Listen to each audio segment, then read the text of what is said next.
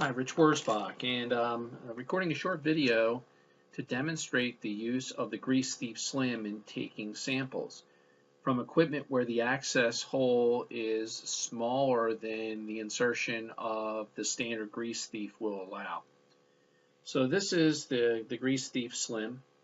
The parts that we have here are, this is the tubing that's used to core the sample. That's a clear straw section here. There's the piston here at the end, and the piston keeps this closed until we insert to the desired depth, and then we core the sample from that point.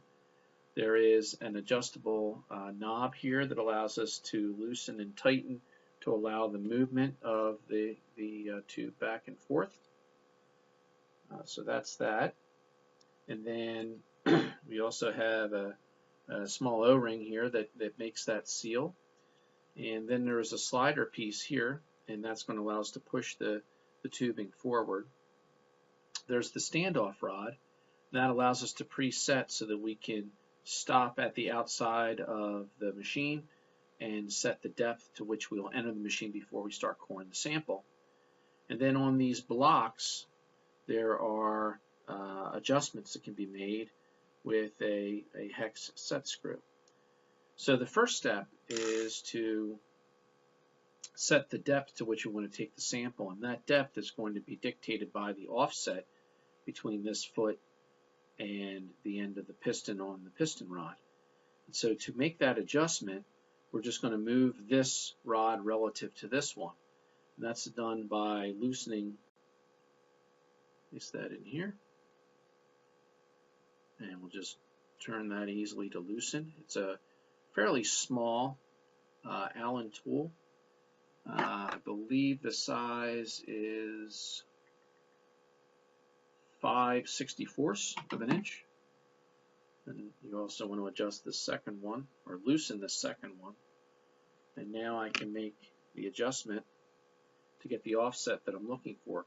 So if I know what that is, I can go ahead into the machine and make that measurement, or use a print perhaps to know what that offset would be, make that adjustment, or just kind of, if I have a reference or what have you, I can make that movement. And when I get that offset to the desired depth that I want to start coring the sample, because I will insert that far into the machine and then core the sample going forward from that point.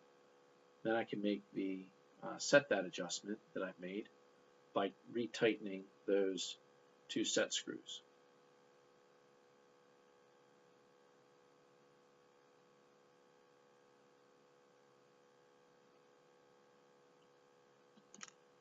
Now they've been tightened. This is now fixed in position to this offset. Now when I'm ready to take my sample, I'm going to open whatever I have as an opening on the machine. I'm going to remove a drain plug, what have you. And that opening just needs to be about 1/4 NPT or larger. Should be sufficient. The clearance here is it's about 3/8 of an inch, I guess you would say. It's it will fit into a hole that's as small as about 8 millimeters. So now that I'm ready, I make sure I can kind of loosen this knob here and just make my adjustment. I'm going to move this tool up to make it over travel, and then I can push that back so that it's flush. So when that's flush, I'm going to tighten the knob again. And then as I put it into the machine, it's going to be pushing the grease out of the way until it gets to this point. And that's going to stop on the outside of the machine. So I want to position the foot, if you will, on the outside of the machine so that it stops when it gets to that desired depth. At that point, I'm going to loosen this knob.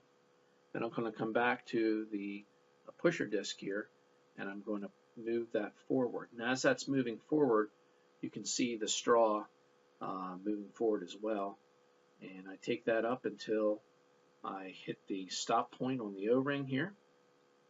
And now I have that full of grease in the machine. I go ahead and tighten down to fix it in that position. It's usually a good idea to wiggle that a little bit to break that free, to break the cohesive forces of grease near the end, and then I withdraw it from the machine. Now that I have my grease here, I want to transfer it to the grease thief. Go to my kit, I get my grease thieves and my caps. I'm going to open up the container that has protected and kept the grease thieves clean. Remove that from the bag. Close that back up to keep the remaining ones clean until you're ready to use. Now what I want to do is pull back on the handle and move the piston to the center of the body. And now I can put that on the end of the straw. And I can actually just let it sit on there. And now when I pull the straw back, I'm going to have the knob loose. And when I pull the straw back, what's going to happen is the grease is going to start to enter the grease thief. And so if I just hold that to the end, in that position as I'm doing that, there's no grease here so you won't see this, but as you pull this back, it's going to be filling and it's going to push the piston back till it almost seats. And you can see the little hole there, that's a relief hole. We don't want to make it go all the way back past the relief hole, but just enough so we have, a full body of grease here and the piston is still blocking that hole. And at that point, we should have gotten most, if not all, of the grease out. You can see that the piston is now flush again. We should have a pretty full grease thief here. And to that, we would take one of the caps, remove one of the yellow caps, close it again to keep them clean in there, and then gently put the cap on the end. And you don't have to push it all the way till it seats to the shoulder here.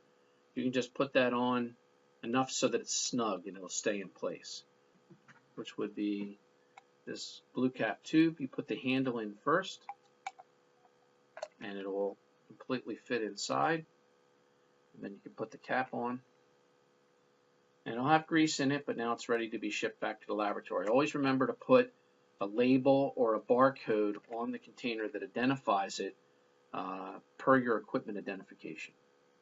If there's any questions, give me a call. 717-843-8884 is our number here in the lab. Answer any questions about using the grease thief slim and the grease thief to take samples. The final step, by the way, when you're all done here, is you'll know that this grease from your sample is still going to be on this area here. So the last step will be to loosen the knob, completely remove that straw, remove the piston and dispose of it, grab a new piston, place that over the edge, the retainer here on the end that holds that in place, get a new straw, put that over the piston and slide it down, make that flush, tighten it up, and you're ready to go to take your next sample.